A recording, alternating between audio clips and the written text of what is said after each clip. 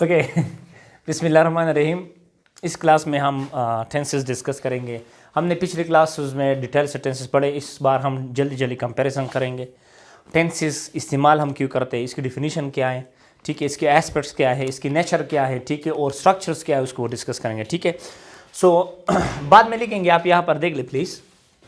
ये जो टेंस लफ्ज़ है, टेंस लफ्ज़, या आप इस क्लास में हम जल्दी जल्दी इसको करते हैं, ठीक है, क्योंकि हमने पिछले क्लास में डिटेल से पढ़ा। टेंस का जो वर्ड है वो टेम्पस से आया है। किस लफ्ज़ से निकला है? टेम्पस। लैटिन के लफ्ज़ टेम्पस से टेंस बना है, ठीक है, जिसका मतलब है टाइम। क्या मतलब है? टाइम। यानी टेंस का जाती मतलब है टाइम, जिसको आप अगर उर्दू में कन्वर्ट करेंगे उसको हम कहते हैं जमाना। जमाना वक्त को कहते हैं। टेंस की जाती मानी है टेम्पस, मींस टाइम, ठीक है। इसके डिफिनेशन को हम किस तरह करेंगे, लेकिन ग्रामर में इसका डिफिनेशन हम इस तरह करते हैं। A verb that shows the time of an action or state is called tense, ठीक है। a verb, ऐसा वर्ब जब वो हमें किसी एक्शन, मतलब काम करना, जाना, रोना, पीना, एक्शन के टाइम को शो कर ले, या स्टेट के टाइम को शो करे। स्टेट का मतलब है हालत, खुशी, गम, बीमारी, इसको हम क्या कहते हैं? स्टेट्स, ठीक है। याद रखें, जब भी कोई वर्ब आप जब जुमले में इस्तेमाल कर ले और उस वर्ब से हमें टाइम की, मतलब टाइम शो हो जाए, उस वर्ब को फिर हम टेंस कहते हैं, उसको हम वर्ब नहीं कहते। फॉर एग्जाम्पल, इफ आई से गो, तो गो यहां पर एक वर्ब है लेकिन टेंस नहीं है। जब आप इसको जुमले में इस्तेमाल कर ले और ये एक वक्त जाहिर करे, इसका कोई भी फॉर्म हो सकता है, उस काम का या उस स्टेट का वक्त जाहिर कर ले, फिर इस वर्ब को हम टेंस कहते हैं। मसलन इफ आई से, यहां पर गो वर्ब है, अगर मैं यहां पर इस तरह लिख लूं, he will go to school, तो यहां पर ये जो विल गो है ये आपको फ्यूचर के टाइम बताएगा, मतलब इस काम के कि ये फ्यूचर में होगा, तो लिहाजा यहां पर ये फिर क्या बनेगा? ये टेंस बनेगा। This is called tense. यानी इस विल गो को फिर हम क्या कहेंगे? इसको हम टेंस कहेंगे।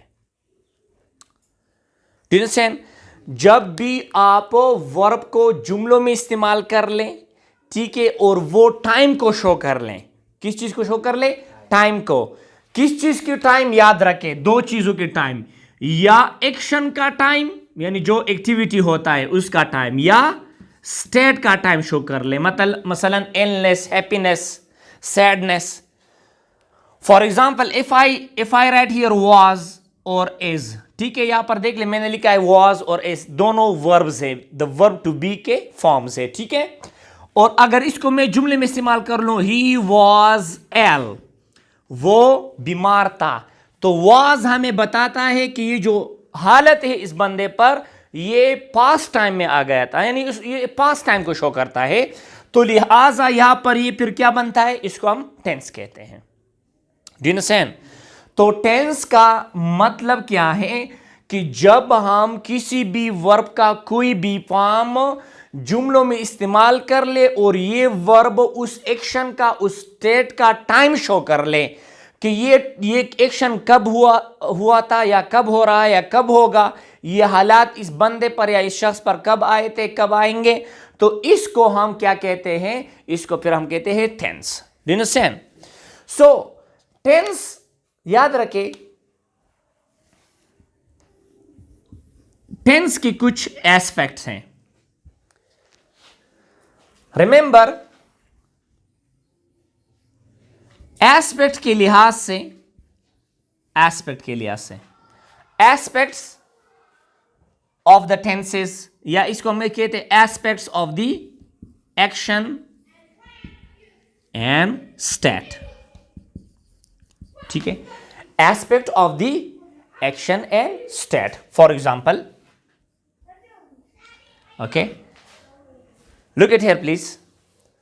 या तो कोई एक्शन इंडेफिनेट होगा, क्या होगा, इंडेफिनेट, इसका टेंस यानी टाइम जो है वो हमें मालूम नहीं होगा कि कब होता है ये टेंस। इस ऐसे एक्शन को हम सिंपल या इंडेफिनेट एक्शन भी कहते हैं, ठीक है। या तो कोई एक्शन क्या होगा, कॉन्टिन्यूअस होगा, कॉन्टिन्यूअस का क्या मतलब है, जारी होगा, ठीक है। या तो कोई एक्शन कंप्लीट होगा, व्हाट इज कंप्लीट, यानी एस्पेक्ट ऑफ द एक्शंस जब है, यानी जब भी टेंस हमें एक्शन शो करते हैं, या तो वो सिंपल एक्शंस को शो करेंगे, या तो वो कॉन्टिन्यूअस को शो करेंगे, या तो वो कंप्लीट एक्शन को शो करेंगे, ठीक है, कि जो भी टेंस हो। Do you understand now any question about this? अभी आगे जाते हैं, इसकी स्ट्रक्चर्स को बनाते हैं। Do you understand any question here? Any question? Okay, now we'll go for the structure of the tenses.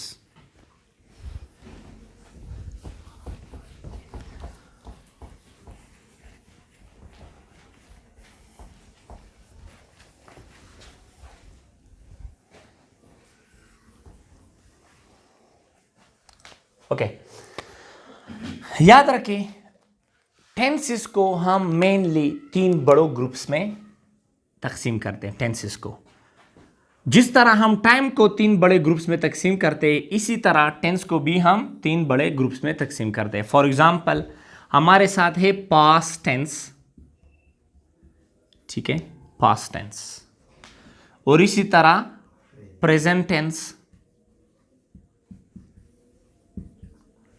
और फ्यूचर टेंस, ठीक है। जिस तरह टेंस का ज़ाती मतलब है टाइम, तो इसी तरह टेंस को हम मेनली 3 बड़े बड़े ग्रुप्स में तकसीम करते हैं, ठीक है। एक है पास्ट टेंस, दूसरा है प्रेजेंट टेंस और तीसरा है फ्यूचर टेंस, मतलब माजी, हाल और मुस्तकबिल, ठीक है। तो मतलब है कि एक्शंस जब होते हैं तो 3 वक्तों में होगा, या तो ये जो एक्शन है वो पास्ट में होगा, या जो एक्शन है वो प्रेजेंट में होगा, और या जो एक्शन है वो फ्यूचर में होगा। यानी जो वर्ब हम किसी जुमले में इस्तेमाल करते हैं, या तो वो पास्ट टाइम जाहिर करेगा किसी एक्शन का, या तो वो प्रेजेंट टाइम को जाहिर करेगा, या तो वो फ्यूचर टाइम को जाहिर करेगा, सही है। तो ये है आपका 3 बड़े मेन ग्रुप्स टेंसेस का। स्ट्रक्चर के लिहाज से हम टेंसेस को सिंपल टेंस में तकसीम करते हैं, सिंपल टेंस में, ठीक है। कॉन्टिन्यूअस टेंस में तकसीम करते हैं, कॉन्टिन्यूअस टेंसेस, ठीक है। थर्ड जो है उसको हम परफेक्ट टेंस में तकसीम करते हैं, यानी ये फर्दर सब ब्रांचेस हैं, यानी ये हर टेंस का 4 स्ट्रक्चर्स होते हैं, इसको याद रखें।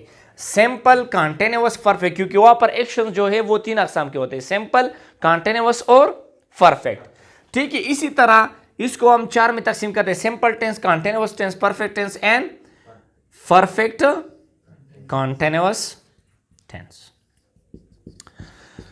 ये जो मेन टेंसेस है ये हम इन चारों में फिर तकसीम करते हैं, पास्ट टेंस में, प्रेजेंट टेंस में और फ्यूचर टेंस में, ठीक है। अभी एक एक को लाएं, यहां पर लगाएंगे, ठीक है। पहला क्या है, सिंपल है, तो यहां पर लगाएंगे पास्ट सिंपल टेंस, इसको हम इंडेफिनिट टेंस भी कहते हैं, पास्ट सिंपल टेंस। ये हो गया आपका प्रेजेंट सिंपल टेंस, ठीक है। ये आपका हो गया फ्यूचर सिंपल टेंस, ठीक है, मतलब है टेंस, सही। ओके, नेक्स्ट वन कंटिन्यूअस को लाए, क्या होगा, past continuous tense, present continuous tense, future continuous tense, ठीक है। इसी तरह परफेक्ट को लाए past, perfect tense, future, present perfect tense और फ्यूचर परफेक्ट टेंस। ठीक है, ये हो गया आपका तीन टेंसेस। अभी क्या रह गया? Perfect continuous. तो सब में डाल दे पास्ट परफेक्ट कॉन्टिन्यूअस, ठीक है, प्रेजेंट परफेक्ट कॉन्टिन्यूअस और फ्यूचर परफेक्ट कॉन्टिन्यूअस। ठीक है, ये आपके हो गए टेंसेस। ये चार टेंसेस है, इसको हम फर्दर पास्ट टेंस में डिवाइड करते हैं, फिर प्रेजेंट टेंस में, फिर फ्यूचर टेंस में। तो आपका हो गए चार इसमें हो गए, यानी पास्ट टेंसेस चार हो गए, प्रेजेंट टेंसेस चार हो गए और फ्यूचर टेंसेस चार हो गए। तो ये टोटल बन गए 12 टेंसेस। ठीक है, लेकिन एक चीज को याद रखे हर वर्ब, जितने भी वर्ब्स है इंग्लिश के, एवरी वर्ब हैज 4 फॉर्म्स। कितने फॉर्म्स होते हैं? 4 फॉर्म्स। हर वर्ब के कितने फॉर्म्स होते हैं? 4 फॉर्म्स। एक ऐसा वर्ब भी है जिसके 8 फॉर्म्स है, there are 8 forms. Okay, first form को हम बेस वर्ब भी कहते हैं, या बेसिक वर्ब, या बेस वर्ब, या इसको आप कहते हैं first form of verb, first form of verb. ठीक है, बेस वर्ब या फर्स्ट फॉर्म ऑफ वर्ब।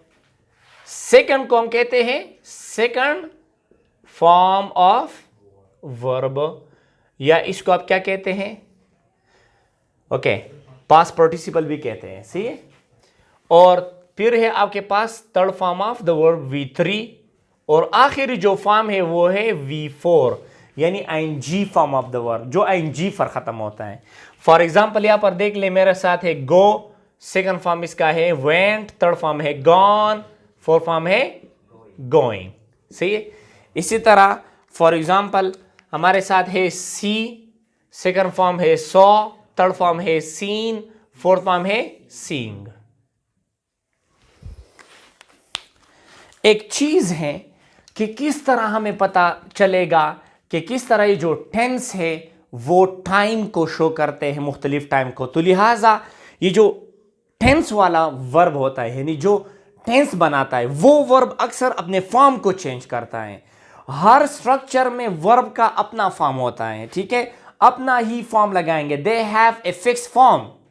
ठीक है, मसलन पास्ट सिंपल के पॉजिटिव में आप हमेशा सेकंड फॉर्म लगाएंगे, फर्स्ट फॉर्म नहीं लगा सकते। इसी तरह हर फ्यूचर में आप फर्स्ट फॉर्म लगाएंगे, फोर्थ फॉर्म नहीं लगा सकते, थर्ड फॉर्म नहीं लगा सकते। ठीक है, तो टेंसेस को आप जब आप टेंसेस करते तो याद रखें जितने भी ये 12 टेंसेस है ये अलग-अलग उनके लिए अपने स्पेसिफिक फॉर्म्स इस्तेमाल होते हैं। मसलन यहां पर देख ले, सिंपल फॉर्म में, सिंपल टेंस में जितने भी सिंपल टेंसेस हैं, चाहे वो जो भी टेंस का हो, ठीक है, उसमें हम V1 इस्तेमाल करते हैं base verb, except past simple tense. Past simple tense, okay, so perfect, हर परफेक्ट में पास्ट परफेक्ट में V3, प्रेजेंट परफेक्ट में V3, फ्यूचर परफेक्ट में V3, पास्ट परफेक्ट कॉन्टिन्यूअस में V4, present perfect continuous V4, मतलब ING form of the verb. ठीक है, और फ्यूचर परफेक्ट कॉन्टिन्यूअस में V4।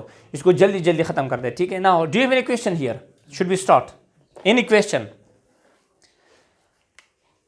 इन 12 क्वेश्चन में यहां तक अगर कोई क्वेश्चन है आप पूछ सकते हैं। ठीक है, अभी इसकी कंपैरिजन को जाते हैं, एक एक स्ट्रक्चर की कंपैरिजन को।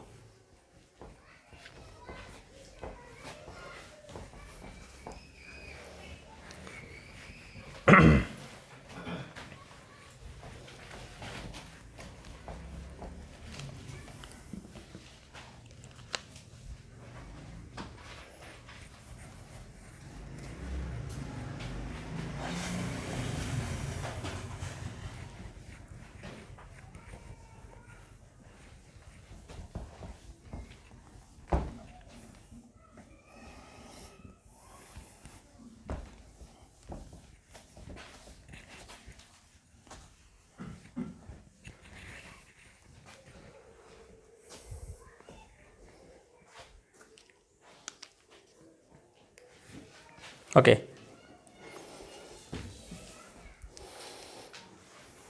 Now look at here please.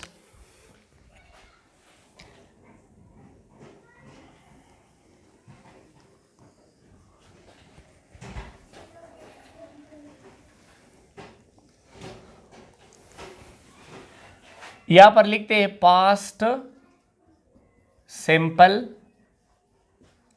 Tense. ये आपका हो गया प्रेजेंट सिंपल टेंस। ये आपका हो गया future simple tense.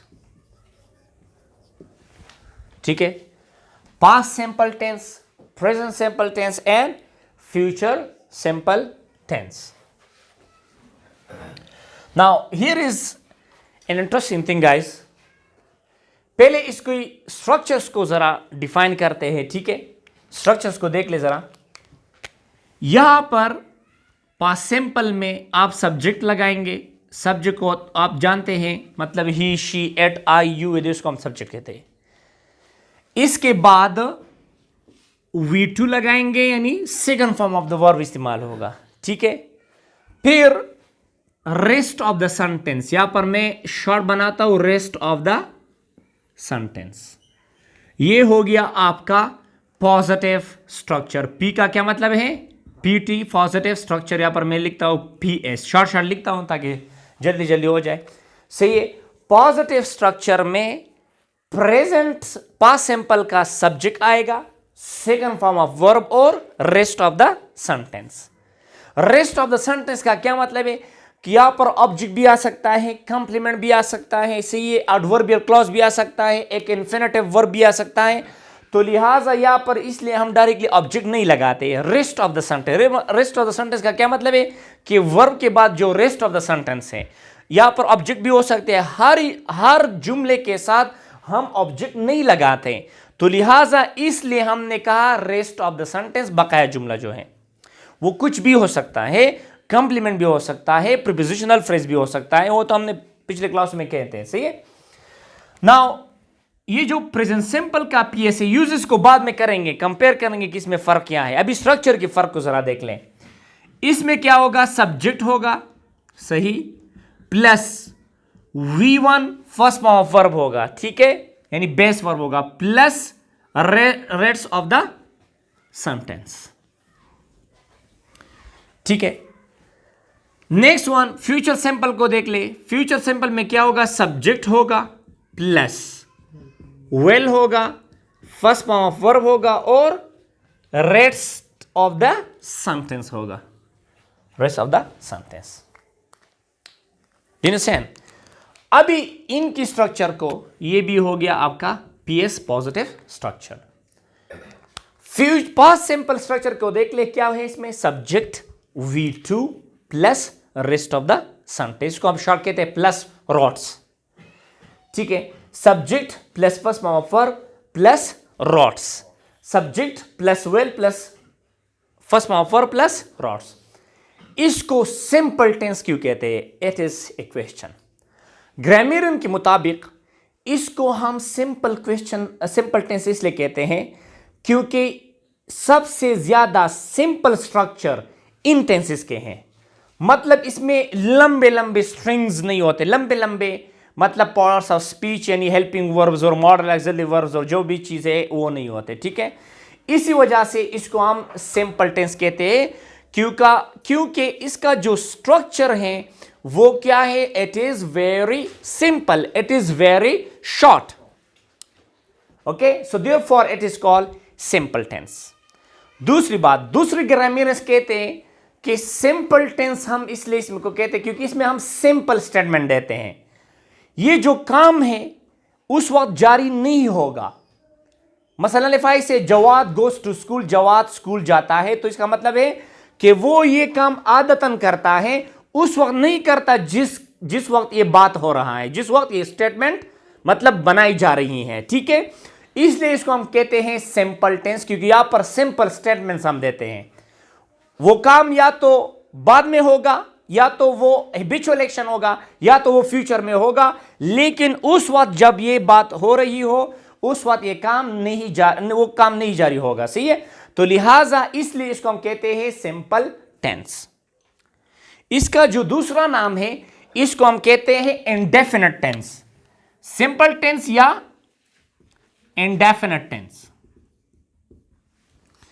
Past indefinite, present indefinite and future indefinite.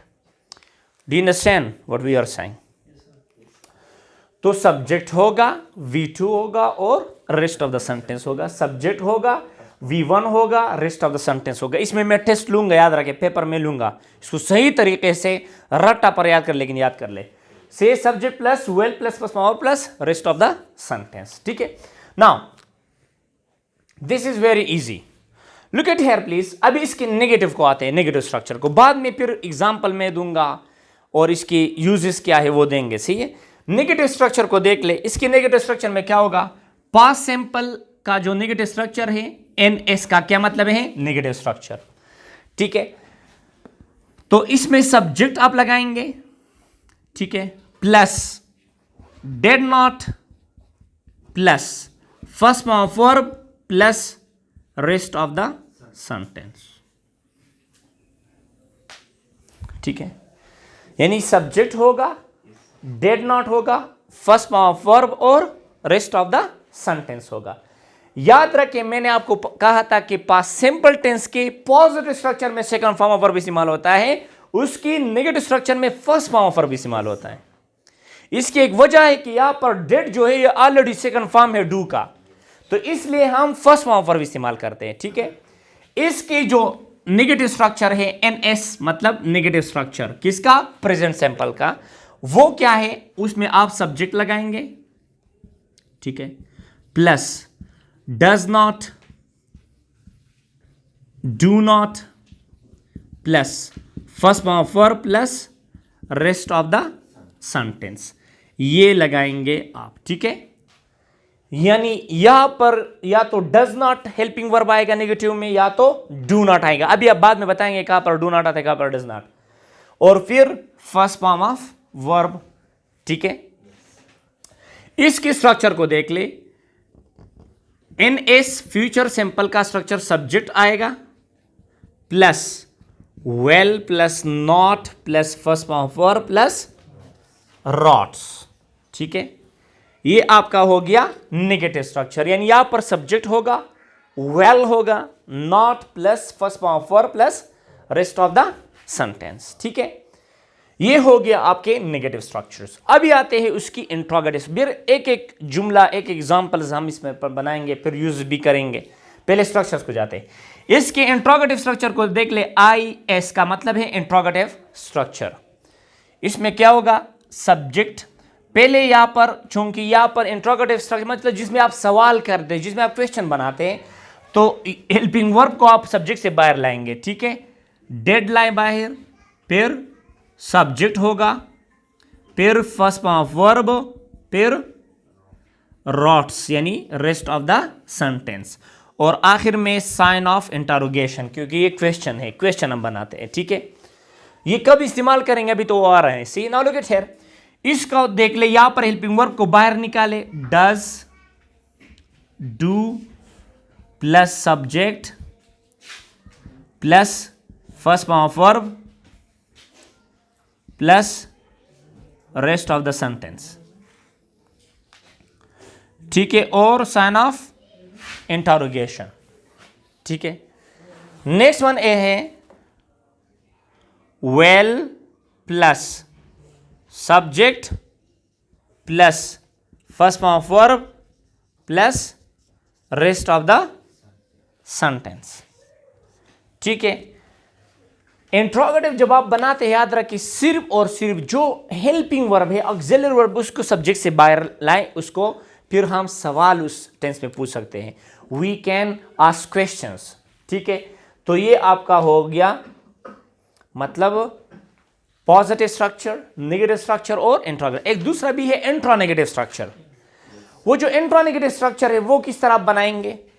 अगर आप कहते हैं तो चलो लिखते हैं उसमें क्या होगा, सिर्फ नॉट को इजाफा करें, इंट्रोगेटिव स्ट्रक्चर में सिर्फ नॉट को डाल दें, इसको हम कहते हैं interronegative. Did plus subject plus not plus first form of verb plus rest of the sentence.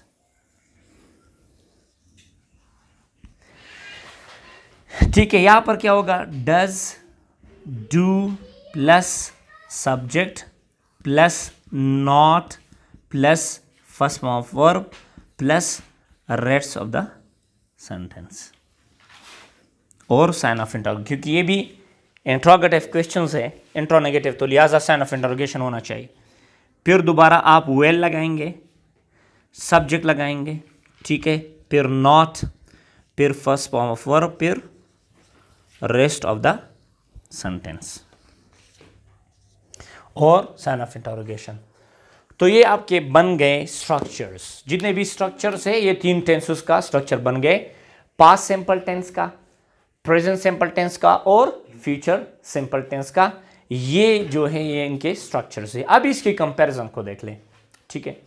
एक और चीज यहां पर हम ऐड करें प्रेजेंट सिंपल के साथ, यहां पर जो प्रेजेंट सिंपल टेंस है इसके सब्जेक्ट अगर ही, शी, एट और सिंगुलर नाउन आ जाए, सही, अगर प्रेजेंट सिंपल टेंस का सब्जेक्ट ही, शी, एट और सिंगुलर नाउन आ जाए तो इसका जो वर्ब होता है V1 उसके साथ हम एस या एस का इजाफा करते हैं, ठीक है, उसकी वर्ब के साथ। अभी तो वो आ रहा है, ठीक है। So now this is very interesting. उसकी अभी यूजेस को देख ले। Now look at to the usages of it. First, ये जो पास्ट सिंपल टेंस है, पास्ट सिंपल टेंस, इसको हम इस्तेमाल करते हैं for finished action with a specific time, यानी for finish action with specific time. यहां पर मैं एक्शन भूल गया, यहां पर लिख लो एक्शन, ठीक है। ऐसे एक्शंस जो खत्म हो चुके हो, ठीक है, किसी खास वक्त पर पास्ट में, इसके लिए हम इस्तेमाल करते हैं पास्ट सिंपल टेंस को, ठीक है। मसलन मैं कल स्कूल गया हूं या मैं कल स्कूल गया था, उर्दू को छोड़े, सही है, मैं कल स्कूल गया या मैं कल स्कूल गया हूं या मैं कल स्कूल गया था, जो भी है उर्दू में, ठीक है, वो बाद में आ रहे हैं ट्रांसलेशन के बारे में, ठीक है। इस तरह नहीं कि आप पर ता है, ती है, ये आता है, नहीं, जो काम आप का फिनिश्ड हो, मतलब वो आपने ख़त्म किया है और उसके साथ आप टाइम मेंशन करते हैं। मसलन मैंने 2 बजे खाना खाया था, तो टाइम मेंशन है, लिहाजा ऐसे टेंस के साथ हम क्या इस्तेमाल करेंगे, ऐसे एक्शन के लिए हम फिर पास्ट सिंपल टेंस को इस्तेमाल करते हैं। मसलन मैं कल स्कूल गया था, सो यू से आई आपका सब्जेक्ट हो गया, second form of verb, went to school, I went to school yesterday. Jawad 2 बजे इधर आया था, या जवाद इधर 2 बजे आया, सही है। तो लिहाजा ऐसे काम जो मतलब पिछले ज़माने में ख़त्म हो चुके हो और इनके साथ हम टाइम को भी मेंशन करते हैं, you can use this one tense. For example, Jawad इधर 2 बजे आया था, Jawad came here eight 2 o'clock, सही, Jawad came here eight 2 o'clock। तो ये आपका हो गया पास्ट सिंपल टेंस। अब ये आते हैं प्रेजेंट सिंपल टेंस की तरफ। प्रेजेंट सिंपल टेंस किसके लिए इस्तेमाल करते हैं, ऐसे एक्शंस जो आपका हैबिट्स हो, फॉर हैबिचुअल एक्शंस, वो काम जो आप बार बार करते हैं उसके लिए हम प्रेजेंट सिंपल टेंस को इस्तेमाल करते हैं फॉर हैबिचुअल एक्शन। मसलन अगर आपसे कोई पूछे कि आप सुबह क्या करते हो, यानी रोजाना आप सुबह क्या करते हो, तो आप कहते हैं मैं रोजाना सुबह स्कूल जाता हूं, तो फिर आप इस टेंस में जवाब देंगे। आपसे I go to school in the morning, आप क्या कहेंगे, I go to school in the morning, ठीक है। ये इसका क्या मतलब, इसका मतलब नहीं कि मैं स्कूल गया था, इसका मतलब कि मैं रोजाना की बुनियाद पर जाता हूं, ये मेरे हैबिट्स है, ये इट शोज हैबिचुअल एक्शन। मसलन यहां पर मैं कहता हूं सूरज मशरिक से तलू होता है, तो ये काम बार बार होता है। अगर मैंने कहा कि सूरज मशरिक से तलू हुआ यानी काम हो चुका है, तो फिर आप पास्ट सिंपल टेंस को इस्तेमाल करेंगे। लेकिन आप जब किसी चीज की हैबिचुअल एक्शन को ऑब्जर्व करते हैं, रिपीटेड एक्शन को ऑब्जर्व करते हैं, फिर हम इस्तेमाल करते हैं प्रेजेंट सिंपल टेंस को। मसलन अगर मैं कहता हूं जवाद रोजाना सिगरेट पीता है, तो फिर आप क्या इस्तेमाल करेंगे? जवाद स्मोक्स, एस लगाएंगे क्योंकि यहां पर सिंगुलर नाउन है, S N. Jawad smokes cigarette everyday, यहां पर क्या लगाएंगे? जवाद स्मोक्स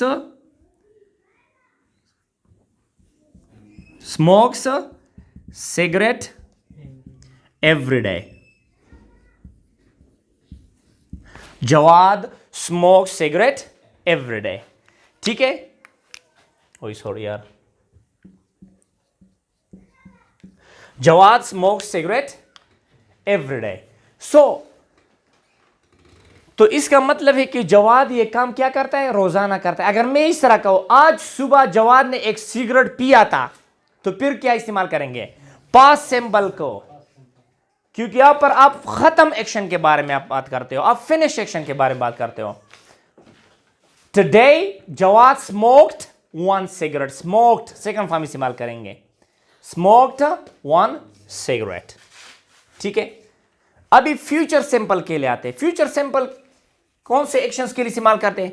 ऐसे एक्शंस फॉर फ्यूचर एक्शंस, ऐसे एक्शंस जो आप फ्यूचर में करेंगे, यानी ऐसे एक्शंस जो फ्यूचर में होंगे। मसलन इस क्लास के बाद आप क्या करेंगे? आपका इरादा क्या है?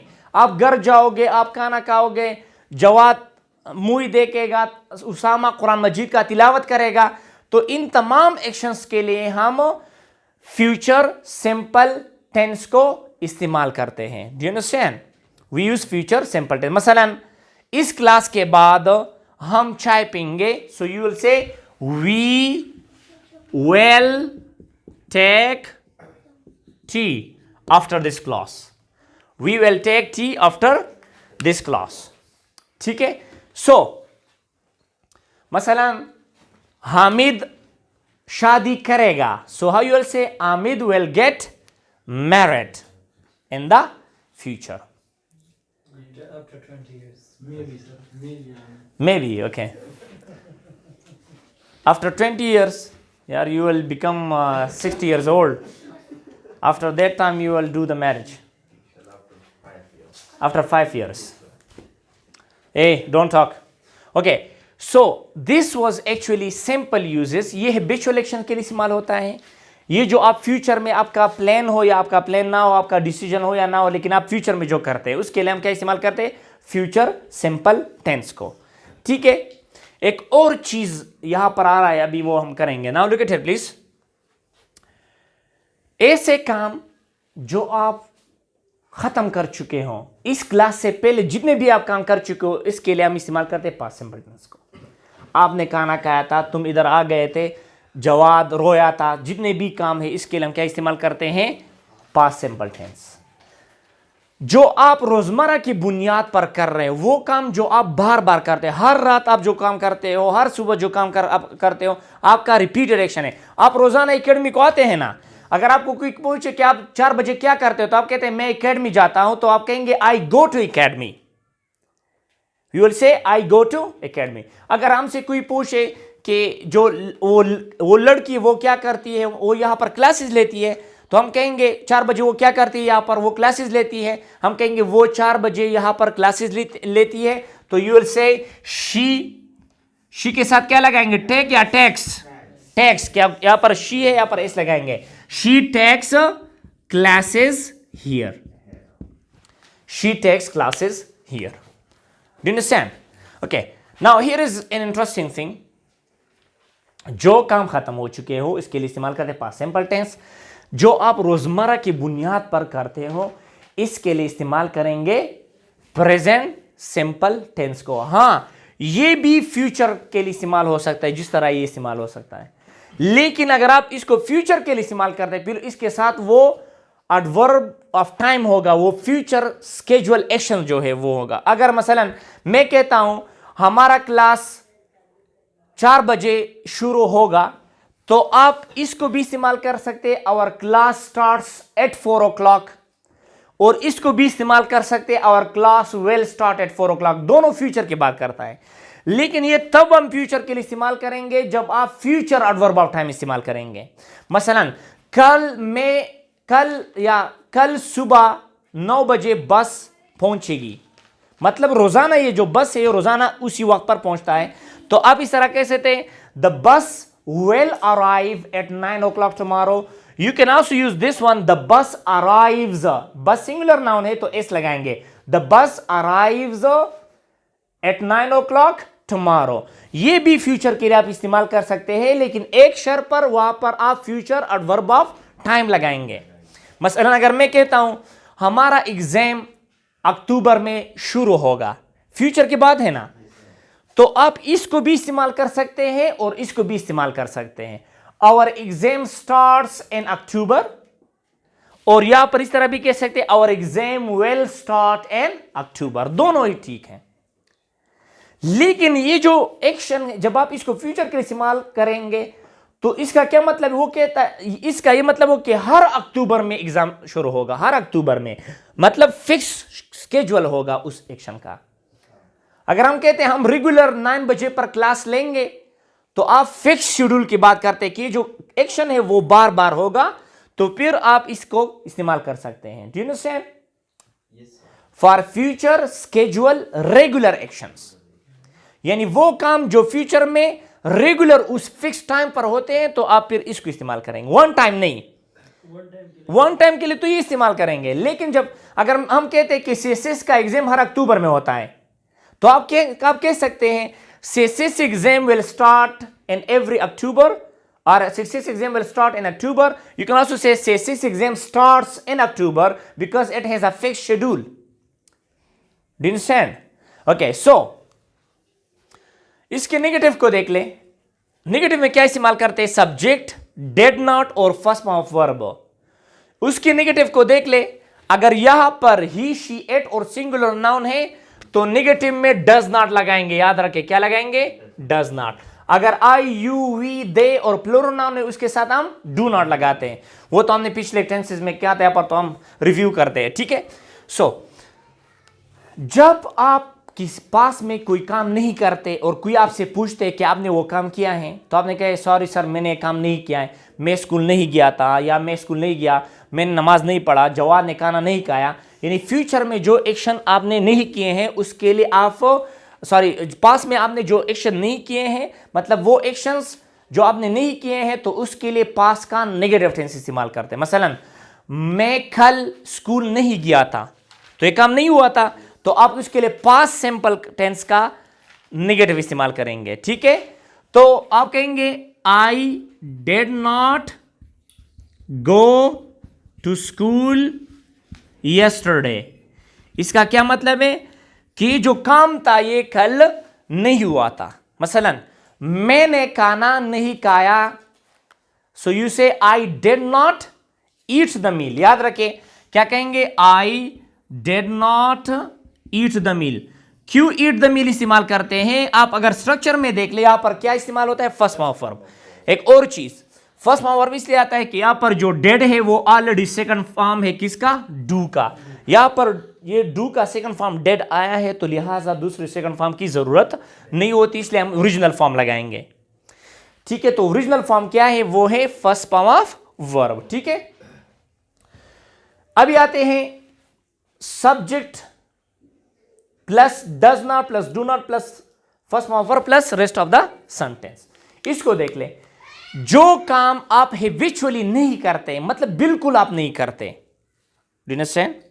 आप बिल्कुल उसको नहीं करते, तो फिर आप इसको इस्तेमाल करेंगे। मसलन जवाद सिगरेट नहीं पीता है, तो आप कहेंगे जवाद डजंट, जवाद के साथ क्या आएगा? डजंट। क्योंकि ही शी इट और सिंगल प्रोनाउन के साथ कैसे इस्तेमाल करते हैं? Doesn't. Jawad doesn't smoke cigarette. Jawad doesn't smoke cigarette. एक और चीज याद रखें, यहां पर वो एस और ई एस नहीं लगाएंगे क्योंकि ये जो एस या ई एस है वो डू के साथ चला गया है, इसलिए इससे डज नॉट बन गया है। सही है। So Jawad does not smoke cigarette. एक और चीज मैं आपको बता रहा हूं, इट्स वेरी इंटरेस्टिंग।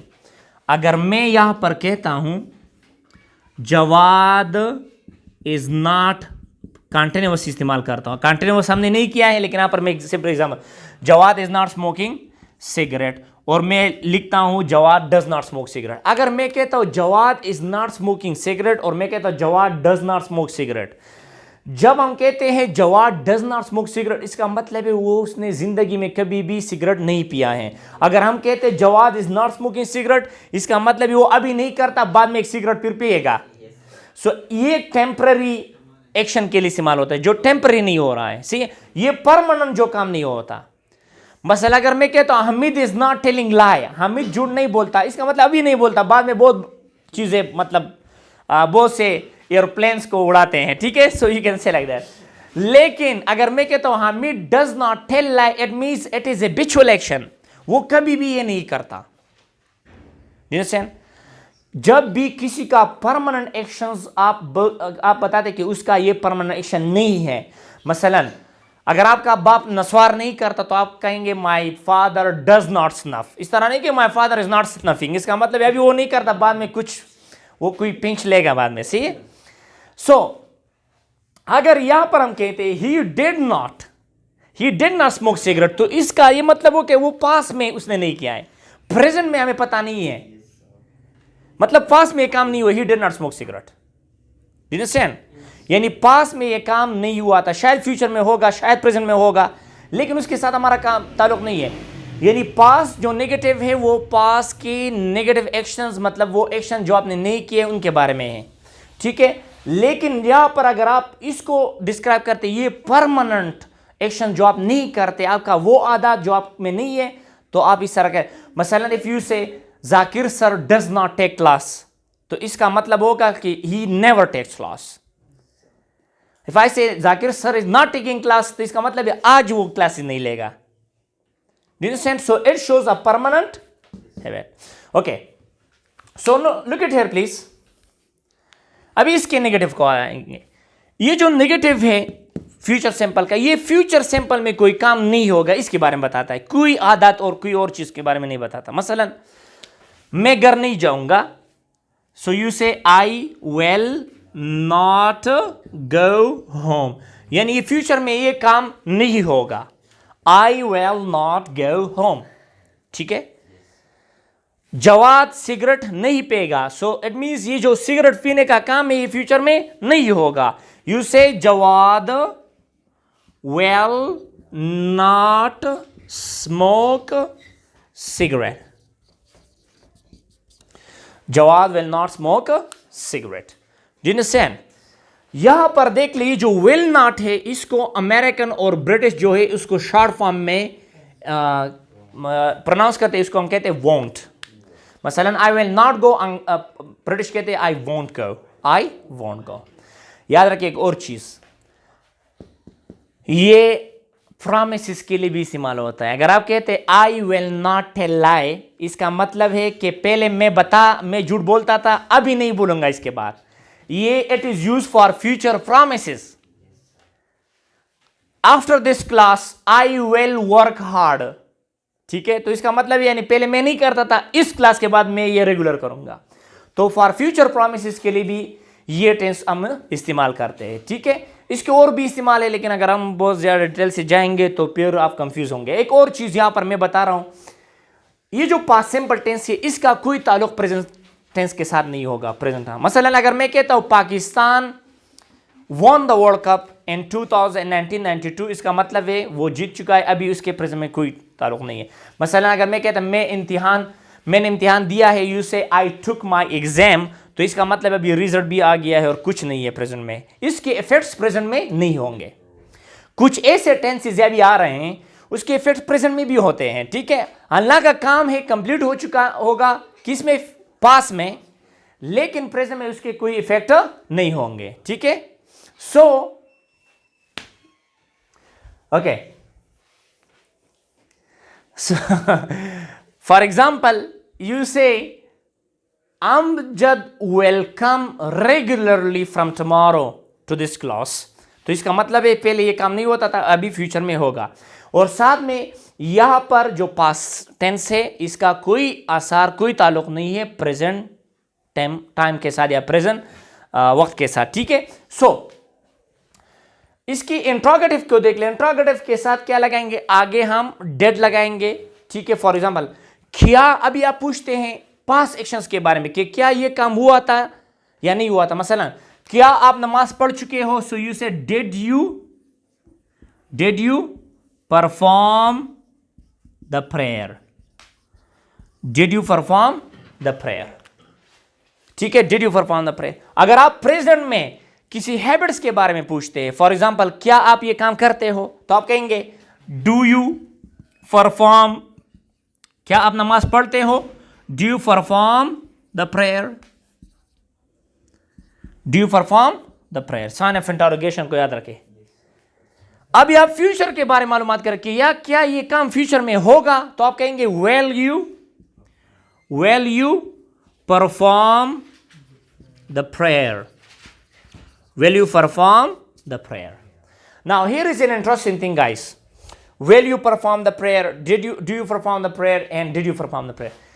कोई भी क्वेश्चंस अगर आपसे क्वेश्चन इंट्रोगेटिव स्ट्रक्चर और पास्ट सिंपल में पूछा जाए तो जवाब भी आपको पास्ट सिंपल टेंस में देना होगा। अगर आपसे कोई प्रेजेंट में पूछे तो जवाब भी प्रेजेंट में देना होगा। अगर आपसे कोई पूछे फ्यूचर सिंपल में तो जवाब भी फ्यूचर सिंपल में। इस तरह नहीं कि अगर आपको कोई कहे did you perform the prayer, ऐसे yes I will perform the prayer, it is wrong. Now here is an interesting thing, did you perform the prayer का जवाब जो है, अगर आप पॉजिटिव देते हाँ मैंने किया था, तो इसके साथ यस लगाएंगे और पॉजिटिव में yes I performed the prayer. अगर नेगेटिव तो आप कहेंगे no I did not perform the prayer, ठीक है। So yes I perform the prayer, no I did not perform the prayer, ठीक है। मसलन did you go to school, negative जवाब क्या होगा, no I did not go to school. Positive जवाब क्या होगा, yes I went to school. Positive में सेकंड फॉर्म होगा yes I went to school. इसको याद रखें, is very very much important, okay. Now look at here, do you perform the prayer, do you perform the prayer. Positive क्या होगा, yes I perform the prayer, ठीक है। Negative क्या होगा, no I do not perform the prayer. इसके आगे आप no लगाएंगे, इसके आगे आप यस लगाएंगे।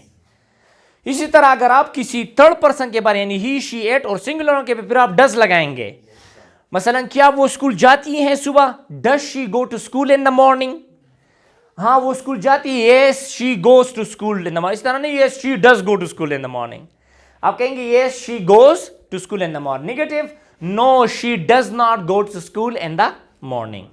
क्या तुम स्कूल जाओगे, will you go to school. अगर फ्यूचर में जवाब होगा पॉजिटिव में yes I will go to school, negative में no I won't go to school.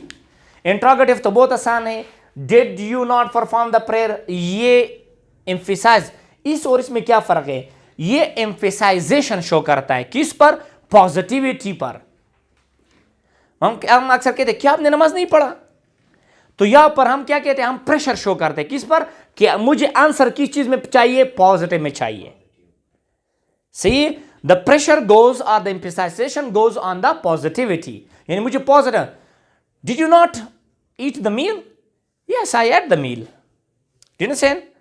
तो यहां पर इस और इसमें क्या फर्क है, यहां पर हम ज्यादातर फिर टेक क्वेश्चन में करेंगे, टेक्स्ट क्वेश्चन आएंगे, यहां पर ज्यादा एम्फेसाइजेशन हम किस में देते हैं, पॉजिटिविटी में, कि मुझे पॉजिटिव आंसर चाहिए। इसलिए हम अश्योर करते हैं, अश्योरेंस के लिए ये इंट्रोगेटिव क्वेश्चन बनाते हैं, ठीक है। Will you not go to school tomorrow, क्या आप स्कूल नहीं जाओगे, तो आप यहां पर क्या, I need the answer positive, yes I will go. You can say no I won't go, मैं नहीं जाऊंगा। Do you understand. सो यहां पर क्या होगा, आप यहां पर इंट्रोगेटिव स्ट्रक्चर में हम टैग क्वेश्चन जो है इंट्रोगेटिव में हम इसलिए इंट्रोगेटिव इस्तेमाल करते हैं क्योंकि हमें ज़्यादा अश्योरेंस चाहिए, यानी ज़्यादा एम्फेसाइजेशन हम देते हैं किसको, आपकी पॉजिटिविटी को, कि मुझे पॉजिटिव आंसर चाहिए। निगेटिव भी हो सकता है लेकिन निगेटिव बहुत रूड होगा। सर आंसर सेम होगा। Same, that will be the same. It's coming, अभी टेक क्वेश्चन में आ रहा है, कुछ चीज़ें चेंज होंगे, वो आप यार वो एम के साथ अक्सर हम आर लगाते हैं, वो टैक्स क्वेश्चन में आ रहा है। Tag question will discuss them in detail, ठीक है, what are the tag questions, ठीक है। Now do you have any question here in this sense? Sir ये प्रेजेंट सिंपल में हम सर वो स्केड्यूल के बारे में हम बता रहे हाँ। हैं, तो वो ज़रा स्केड्यूल का मतलब अगर फ्यूचर में कोई एक्शन किसी खास स्केड्यूल पर शुरू होता है, किसी खास टाइम पर शुरू होता है और वो बार बार शुरू होता है फ्यूचर में, मसलन हर मार्च में अगर आपका एग्जाम होता है तो आप कहेंगे हम मार्च में एग्जाम देंगे, तो आप इसको भी इस्तेमाल कर सकते हैं, we will take the exam in the March. You can also say we take exam in the March. दोनों फ्यूचर को इशारा करता है, ठीक है, दोनों फ्यूचर को, क्योंकि वहां पर फिक्स स्केड्यूल है, तो फिक्स स्केड्यूल के लिए ये भी इस्तेमाल कर सकते हैं और ये भी इस्तेमाल कर सकते हैं। मसलन अगर हर रात 9 बजे पर ड्रामा शुरू होती है तो आप कहेंगे 9 बजे पर ड्रामा शुरू होगी, तो फिक्स स्केड्यूल है, तो आप इसको भी इस्तेमाल कर सकते हैं और इसको भी इस्तेमाल कर सकते हैं। The drama starts at 9 o'clock, the drama will start eight 9 o'clock। Sir आपने कहा कि यहाँ पर अगर वो एक्टिविटी वन टाइम है, अगर एक्टिविटी वन टाइम है तो फिर इसको इस्तेमाल नहीं कर सकते, इसको स्केड्यूल के लिए भी इस्तेमाल कर सकते और वन टाइम एक्टिविटी के लिए भी इस्तेमाल कर सकते हैं। दोनों के लिए फ्यूचर तो फ्यूचर के लिए ही इस्तेमाल करेंगे, लेकिन इसमें स्केड्यूल की बात होगी। अगर वो काम जो स्केड्यूल पर बार बार फ्यूचर में होता है, मसलन फॉर एग्जांपल हर दिसंबर में आपका पेपर होता है, हर दिसंबर में, तो ये स्केड्यूल एक्शन है। अभी आप फ्यूचर में बात कि हम दिसंबर में पेपर देंगे, तो वो फ्यूचर में स्केड्यूल एक्शन है, मतलब बार बार होता है, तो लिहाजा आप प्रेजेंट सिंपल को भी इस्तेमाल कर सकते हैं और फ्यूचर सिंपल को भी इस्तेमाल कर सकते हैं। लेकिन जब आप वन टाइम की बात करते हैं, मसलन जुम्मे के दिन में, अगर जुम्मे के दिन में मैं खैरात को तकसीम करूंगा, तो हर जुम्मे तो आप नहीं करते, तो फिर आप इस वन टाइम एक्शन के लिए ये इस्तेमाल करेंगे, फिर हम प्रेजेंट करें। प्री प्रेजेंट को आप इस्तेमाल नहीं कर सकते। यही डिफरेंस है। एक और चीज यहां पर मैं बता रहा हूं, ये टेंस, इसके बहुत ज्यादा इस्तेमाल है, ठीक है।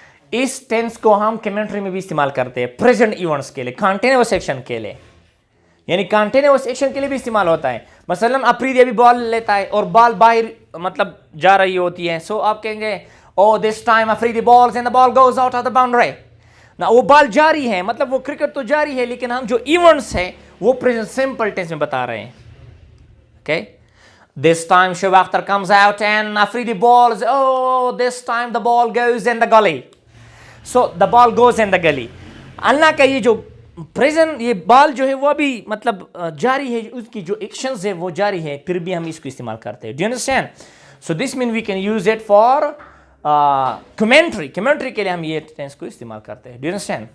और सर ये दूसरा, ये टाइम एक्सप्रेशन यहाँ पे मस्ट है कि हमसे we are saying I go to school. Yes, अगर आप कहते हैं I go to school, listen to me, अगर आपसे कोई पूछे what do you do in the morning, तो आप टाइम एक्सप्रेशन के साथ भी जवाब दे सकते हैं, मसलन I go to school in the morning, और सिंपल भी कह सकते हैं आई गो टू स्कूल, क्योंकि टाइम एक्सप्रेशन पहले तो उसने आपसे क्वेश्चन पूछी है, तो आपकी मर्जी है अगर टाइम एक्सप्रेशन आप देते हो जब कोई क्वेश्चन करता है या नहीं देते। लेकिन अगर आम रूटीन की बात करते हैं तो टाइम एक्सप्रेशन लाजमी है थोड़ा, क्योंकि हमें पता चल जाएगा कि ये जो एक्टिविटी है तो बार बार होती किस टाइम पर होती है।